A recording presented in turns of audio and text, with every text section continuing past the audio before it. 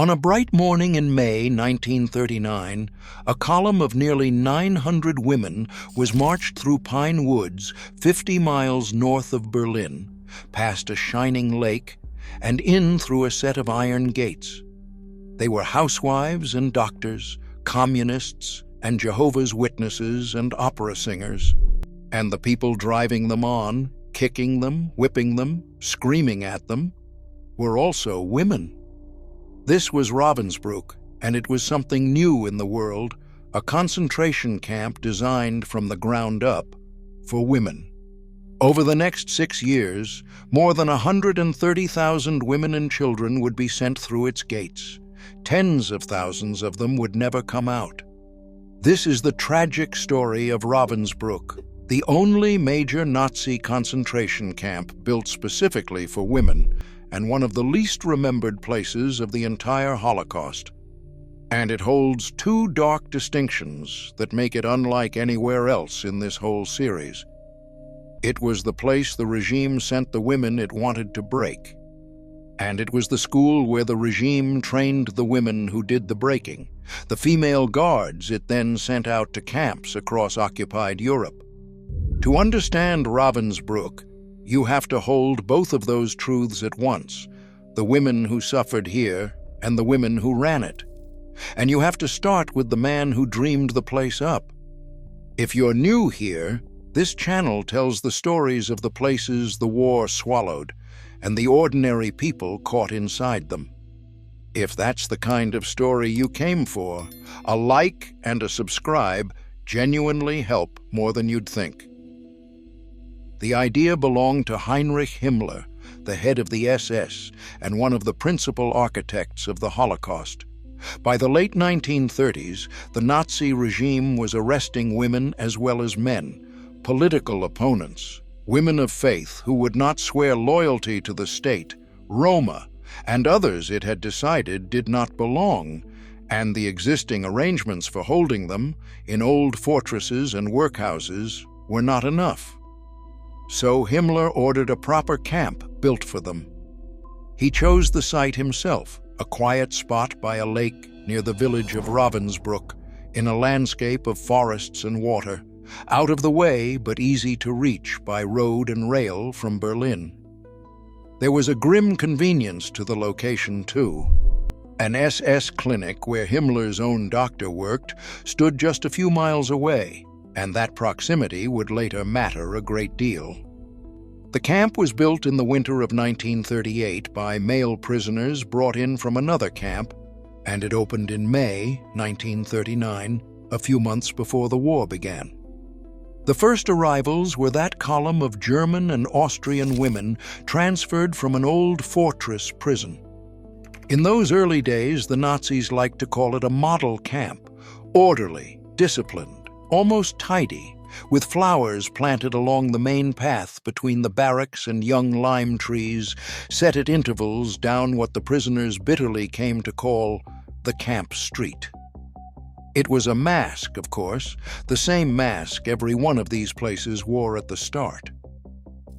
For a woman arriving at Ravensbrück, the horror began at once. She was stripped, searched, shorn, and issued a thin dress and wooden clogs. Her name was taken away and a number given in its place. Whatever she had been on the outside, a mother, a doctor, a teacher, a member of parliament, was gone the moment the gate closed behind her. That was the purpose of the ritual, to make it unmistakable that she was now nothing and belonged entirely to the people who ran the place. Behind it stood a high wall topped with electrified wire, a punishment block of cells the prisoners called the bunker, where solitary confinement and torture became routine, and a regime built on roll calls that could last for hours in freezing cold, on starvation rations, and on violence. From 1942, on Himmler's direct order, women were formally flogged, with a camp doctor required to stand and watch to confirm the punishment was properly carried out. Every prisoner was sorted and labelled. Like the men's camps, Ravensbrück marked its inmates with colored triangles: red for the political prisoners, green for those classed as criminals, black for the women dismissed as asocial, purple for the Jehovah's Witnesses, and, for Jewish women, a second triangle that turned the badge into a star. A guard could read a woman's supposed worth off her chest in a glance, and the days were built to wear the prisoners down, roused before dawn, counted for hours on the great square, whatever the weather, worked through the day, and counted again at night, while the smallest infraction, a missing button, a slow step, a look held a moment too long, could bring a beating, a spell in the bunker, or worse. As the war spread, the camp filled and changed. What had begun as a place for German political prisoners became a prison for the whole of occupied Europe. The largest single group by far were Polish women, tens of thousands of them, swept up after the invasion of Poland and the crushing of its resistance. There were Soviet women and captured Soviet servicewomen, French and Dutch and Czech and Yugoslav resistance fighters, Roma families, Jehovah's Witnesses, and Jewish women, though it is a terrible measure of the place, that of the Jewish women held there in its first 3 years. Not one is known to have survived. In all, women from more than 30 nations passed through Ravensbrück. The Polish women were treated with particular harshness, and it was from among them that the victims of the camp's worst atrocity would be chosen. But cruelty at Ravensbrück was not rationed by nationality. Whatever a woman was, and wherever she came from, the camp had a use for her, and a way to dispose of her when that use was done. It had been designed to hold 6,000. By the last winter of the war, it held more than 45,000, packed into barracks built for a fraction of that number, and everything that overcrowding brings, disease, filth, starvation, and death, came with them. The camp kept growing to swallow them. In 1941, a small men's camp was added alongside the women's under the same command. In 1942, a separate camp for girls and young women, called Uckermark, was opened nearby, a place that would take on a far darker purpose before the end. Ravensbrück was becoming not a single camp, but a system, spreading through the woods by the lake, with dozens of subcamps feeding slave labor to factories across the region. But before we go further into what was done to the women of Ravensbrück, we have to face the thing that makes this camp genuinely singular and genuinely disturbing. Because Ravensbrück was not only a prison for women, it was a training school for their tormentors. The men of the SS ran the camp at the top. The commandant was always a man. But the day-to-day cruelty, the supervision of tens of thousands of female prisoners, was carried out by women, the Aufseherinnen, the female overseers. And Ravensbrück was the central place where they were trained. Over the life of the camp, something like 3,500 women passed through it, learning the trade of the concentration camp guard, and were then posted out across the entire Nazi system, to Auschwitz, to Bergen-Belsen, to camps all over the Reich. If you have ever wondered where the notorious female guards of the other camps came from, the answer, very often, is here. The system that trained them was deliberate. Himmler believed women prisoners were more frightened of dogs than men were, so many of the overseers were issued dogs. The recruits were taught the whole grammar of the camp, the counting and the searching, the punishments and the paperwork, how to strip a human being of her name and see only a number in her place. And they were taught, above all, that the women in front of them were enemies of the Reich, who deserved whatever they got. It was, in its way, an education, and thousands of women completed it and were sent out to practice what they had learned. Their names ran through the nightmares of the prisoners. Dorothea Binz, who rose to become the head overseer at Ravensbrück, was remembered as a young woman who watched for the weakest and most frightened prisoners and then fell on them with whip and boot, who shot, kicked, and set dogs on the women in her charge, and who personally trained many of the cruelest guards in the system. Maria Mandel ran the training program at Ravensbrück before moving on to Auschwitz, where she became one of the most feared women of the entire Holocaust.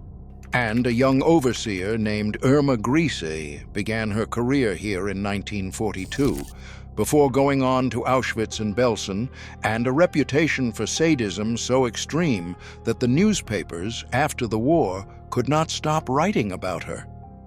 The line runs directly from this camp by the lake to the worst places of the Holocaust.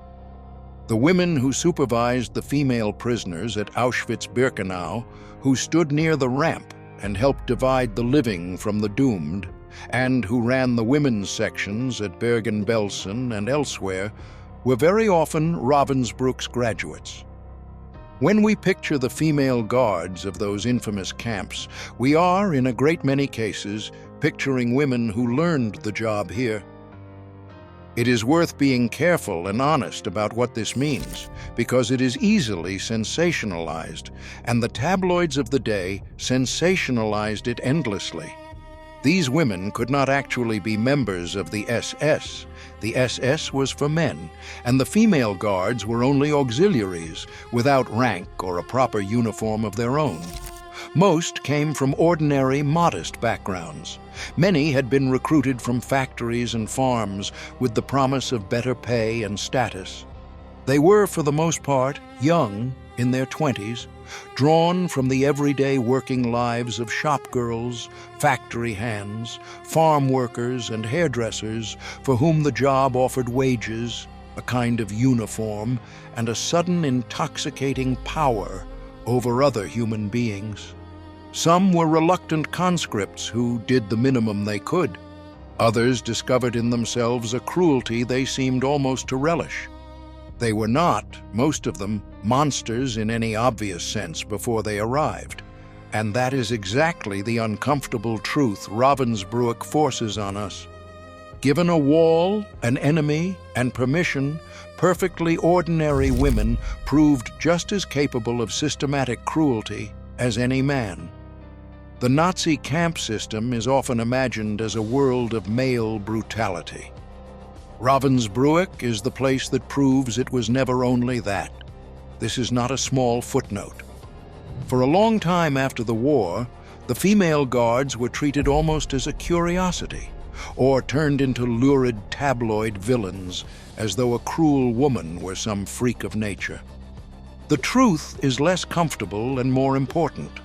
They were not freaks. They were a cross-section of ordinary German women, and the system took them and made them into this, one training course at a time. Ravensbrück does not show us that some women are monsters. It shows us that the machinery of a camp can make monsters out of almost anyone it recruits. And the trade those women were trained in had a great deal of work to do, because the prisoners of Ravensbrück were not only imprisoned, they were used. Like every camp in the SS empire, Ravensbrück was, among other things, a business. The women were put to forced labor, first in the SS's own textile workshops, sewing uniforms for the German army, hunched over machines for endless hours on starvation food. Then, in 1942, one of Germany's great industrial firms, the electrical company Siemens, built a plant right next to the camp, and thousands of prisoners were marched out each day to assemble electrical components for the German war machine, their labor rented from the SS for a fee. Siemens is a name that still exists today, and in those years, thousands of Ravensbrück women went half-blind and lame assembling its parts in long shifts, worked to the edge of collapse, and then, when they could no longer keep the pace, sent back into the camp to be replaced. The arrangement suited everyone but the prisoners. The company got its labor for next to nothing, and the SS was paid. Slavery, on these terms, turned a profit. There were punishment details, too, deliberately murderous. One of them set women to dragging an enormous, heavy iron road roller back and forth across the ground, hour after hour, until they collapsed, and sometimes died in the traces like animals. The purpose was not the work. The purpose was to use women up. And then there were the experiments, which are among the most sickening things done anywhere in the war. Beginning in the summer of 1942, a group of young Polish women, most of them resistance fighters, students, some barely more than girls, caught by the Gestapo, were selected as human subjects for medical experiments. The prisoners called them the rabbits because they were treated exactly as laboratory animals. Under an eminent SS surgeon named Karl Gebhardt, who ran the clinic near the camp and was one of Himmler's own doctors, and with the help of a female physician named Herta Oberhäuser, the doctors deliberately cut into the healthy legs of these women and infected the wounds with bacteria and with fragments of wood and glass to recreate the kind of battlefield injuries German soldiers were suffering, so they could test new drugs on the results. Others had healthy bones broken or removed in experiments on bone and nerve regeneration. 74 young women were mutilated this way.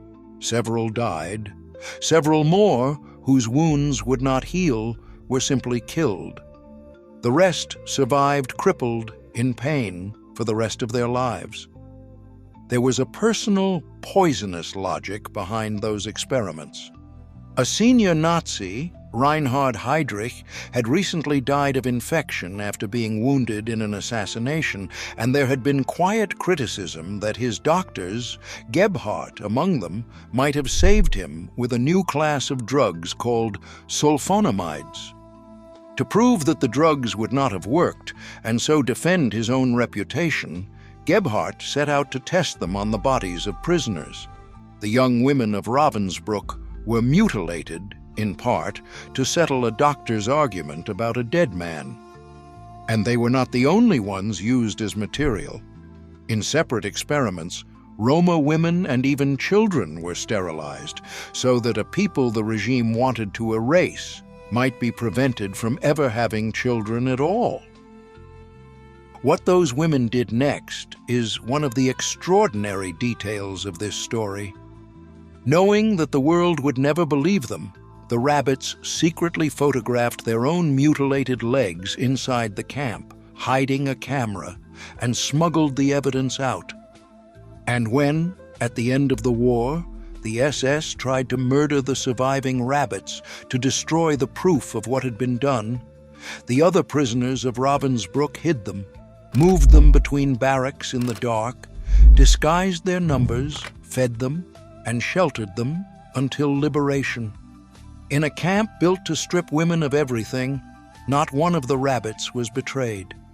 That solidarity is the other half of the story of Ravensbrück, and it is important that it not be forgotten, because the women held there were not only victims, they were extraordinary people, and they fought back in the ways still open to them.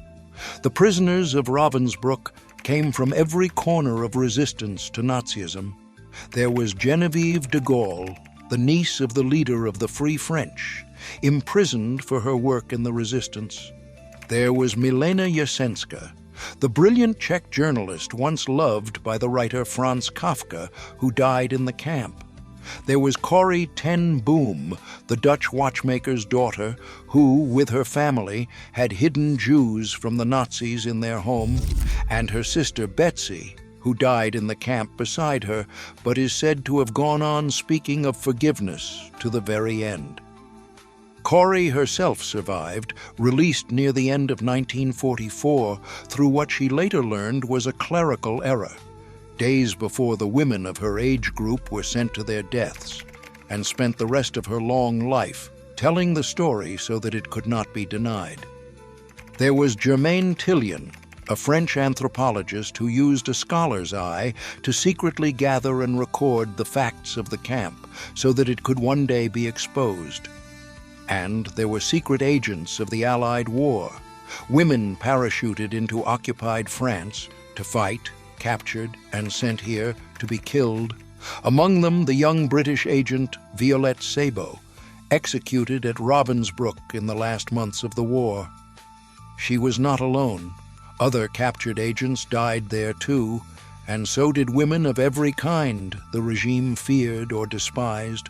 A Russian Orthodox nun remembered for her courage, who by camp accounts went to her death in place of another woman, the sister of the wartime mayor of New York. 200 young Polish women of the underground Home Army shot together in a single atrocity. The camp gathered the brave and the unlucky of a whole continent and killed them by the thousand. These women taught secret classes and lectures. They wrote and memorized poetry. They shared food that was already not enough and nursed each other's sick and passed news and kept each other human. Germaine Tillion even secretly composed a satirical operetta about the camp, a piece of defiant black comedy performed in whispers as a way of refusing to let the place own their spirits entirely. The hidden rabbits were only the most famous example of this. Across the camp, the strong carried the weak to roll call so they would not be marked as unfit and taken away. Prisoner nurses ran the infirmary and hid the sick from the selections. Women shared a single spoonful of food with someone worse off, knowing what it might cost them. In a place designed to turn every woman against every other in the daily fight to survive, they built the opposite, a web of small mercies that kept thousands of people alive who would otherwise have died alone. Against a machine built to reduce them to numbers, they insisted over and over on remaining people. And in the middle of all this were the children. Women arrived at Ravensbrück pregnant, and babies were born inside the wire. For most of the camp's existence, a newborn there had almost no chance at all. The infants died within days or weeks of cold, hunger, and neglect, and their mothers had to watch it happen and could do nothing. Later, a room was set aside for them, but it changed almost nothing. There was no milk, no warmth, no medicine, and the babies still died. Hundreds of children were born in that camp, and only a tiny handful lived. Mothers who had survived everything the place could do to their own bodies were made to bury their children in it. It is one of the quietest and most unbearable facts of the whole of Ravensbrück, and it is the one the survivors could least bring themselves to speak of afterward. If this story is landing on you the way it landed on us while we researched it, take a moment to subscribe.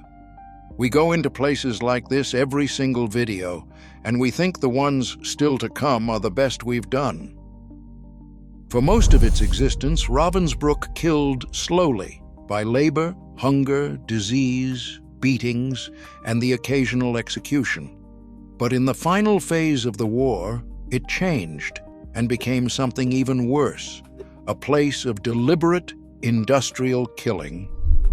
As the death camps in the east were overrun by the Soviet advance and the Nazi leadership faced defeat, the machinery of murder was turned up at Ravensbrück. Selections were carried out, the SS moving through the camp, choosing the sick, the weak, the old, and the worn out, the women no longer useful as labor. Earlier, under a program with a bureaucratic code, hundreds of women judged too ill or disabled to work had already been shipped away to a killing center and gassed, their deaths disguised in the records as transfers. Now the process came home to Ravensbrück itself. Some women were still sent away to be gassed at other centers. And then, in the winter of 1944 into 1945, the SS built a gas chamber of its own in a hut near the crematorium just outside the camp, and began murdering women there in their thousands. A nearby camp for young women, which had started as a so-called youth camp, was turned into a killing site as well, where prisoners were selected and poisoned and shot and gassed. That place, which had opened as somewhere to hold girls the regime called wayward, ended the war as one of the deadliest corners of the whole complex, a site of open, deliberate extermination just out of sight of the main camp. In those final months, when the war was already lost and there was no possible purpose to it beyond murder itself, several thousand more women were killed. There was no military logic left to any of it. The factories the women had slaved in were rubble. The Reich had days to live. The killing in those last weeks was murder for its own sake, the machine continuing to do the one thing it knew how to do, right up until the moment it was switched off. By the end, the estimates of the total number who died at Ravensbrück run from around 30,000 to as high as 90,000. The truth is that no one will ever know exactly, because the killers kept the poorest records precisely when they were killing the most. And then, with the Soviets closing in, the SS tried to erase the evidence and dispose of the survivors at once.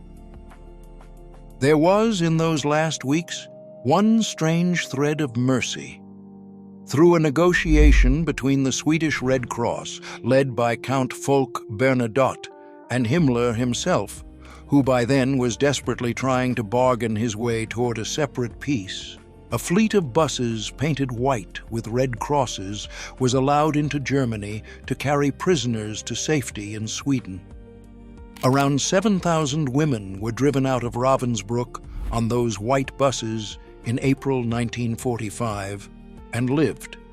It remains one of the few genuine rescues of the war, and it saved thousands who would otherwise have died in the days that followed.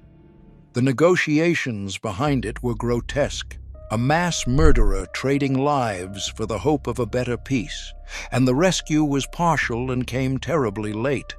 But the buses were real, and the women who climbed aboard were real, and for thousands of them it was the difference between going home and vanishing into a mass grave.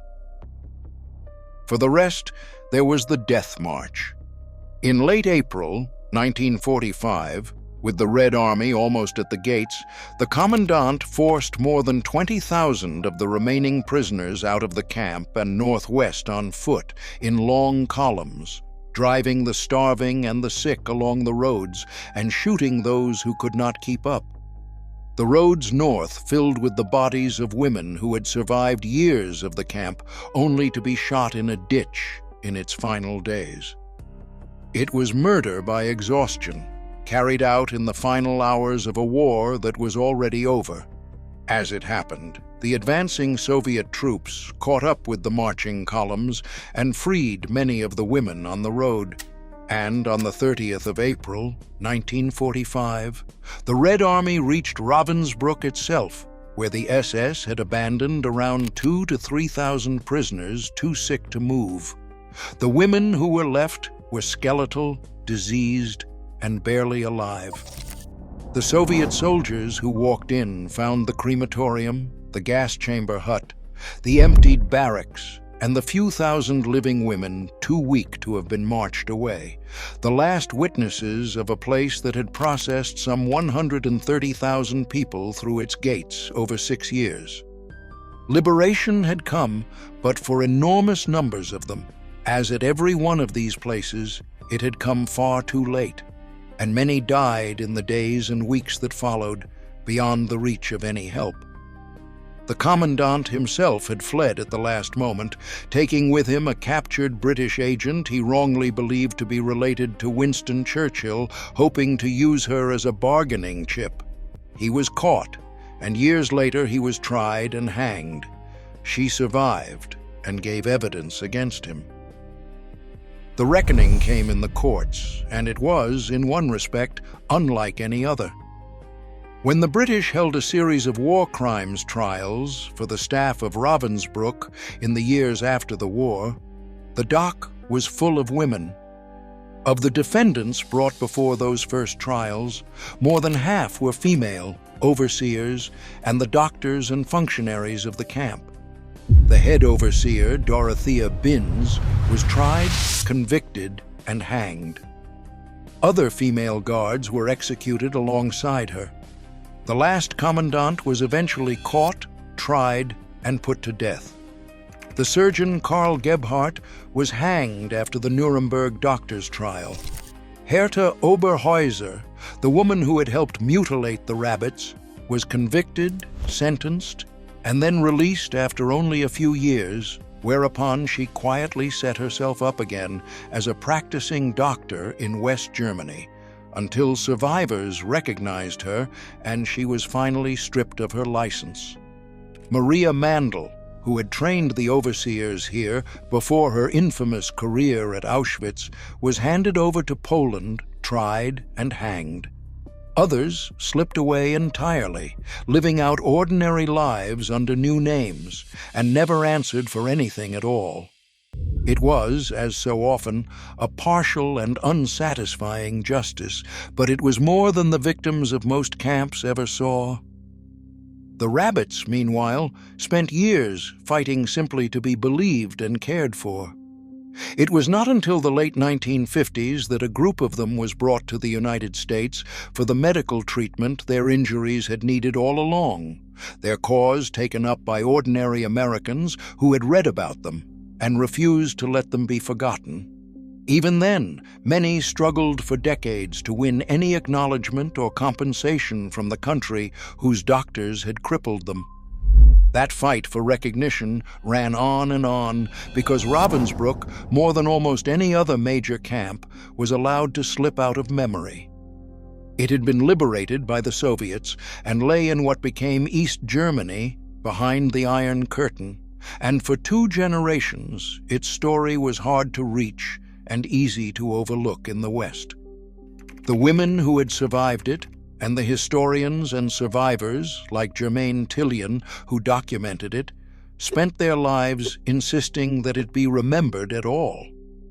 Tillian, who had memorized the camp's secrets in order to expose them, published her careful account of the place and returned to its themes for the rest of her life. The survivors gave testimony, wrote memoirs, and came back to the lake year after year so that the women who had died there would not be erased a second time by forgetting. If you go to Ravensbrück today, the lake is still there, and the woods, and the memorial that now stands on the site. It is a beautiful place, which is part of what makes it so hard to stand in. What lingers is not only the scale of the suffering, terrible as it was, but the particular truth this camp holds that the others let us avoid. We tell ourselves when we look at the Holocaust that its cruelty belonged to a certain kind of man, the SS officer, the guard, the commandant. Ravensbrück will not let us keep that comfort. Here the victims were women and children, and a great many of their tormentors were women too, ordinary women trained on this spot and sent out across a continent to do it again. The women who were imprisoned here answered the machine with a solidarity and a courage that still astonishes. And the women who ran it answered a different call and found, as their male counterparts did, that they were terribly equal to it. The question Ravensbrück leaves you with is the hardest one this whole dark history has to offer. If cruelty on this scale is not the property of one sex, or one nation, or one kind of person, if, given the wall and the enemy and the permission, so many ordinary people will simply pick up the whip, then what, exactly, is it that any of us can safely believe we would never do? If this one stayed with you, share it with someone, and subscribe if you haven't yet. We have more places like Ravensbrück coming, every one of them a corner of the war the rest of the internet forgot.